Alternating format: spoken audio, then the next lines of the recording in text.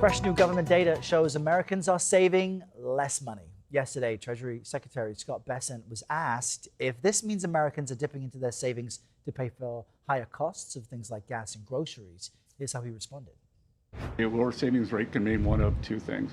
The doomer view that you took, or that people have more confidence, or it could be something else because, for instance, stock market gains or 401k gains might not show up in savings, so they're looking at that, think that they can draw down their household savings.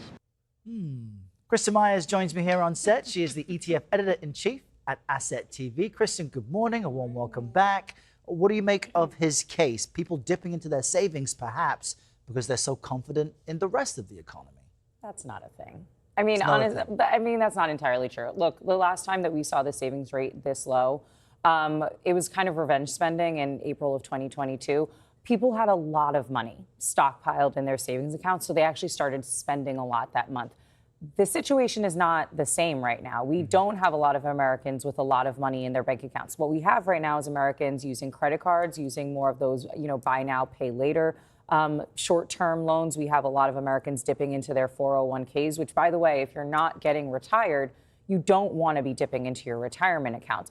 Those are all pure data points that we have right now. And all of that would say that we should be taking the quote-unquote doomer view that the Treasury Secretary said, which is right now that costs are high, Americans are struggling, inflation is outpacing folks' paychecks. They don't have the money that they need to pay for their expenses. And as a result, they have to go to their savings. This is not a confidence play. This is a desperation play. And to your point, the latest inflation report shows prices are at their highest in almost 3 years. Yeah. So where specifically are the pain points? Or I guess, is it everywhere? It's broadly across the board because of the spikes that we saw in oil prices. And when you see oil prices go up, you really see that kind of trickle all over. That impacts logistics, right?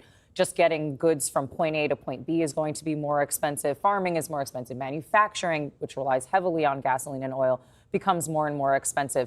Travel becomes more and more expensive. And we've already heard a lot of companies say, hey, we're not really interested, even when oil prices come down, in lowering prices, exactly, and giving up some of those revenue gains that we've made over the last couple of months. So unfortunately, I think a lot of Americans are kind of expecting that these prices are going to remain elevated for quite some time. And we've already heard of policymakers saying to companies, you need to really start considering lowering prices. So your professional advice, maybe hang on to your extra pennies.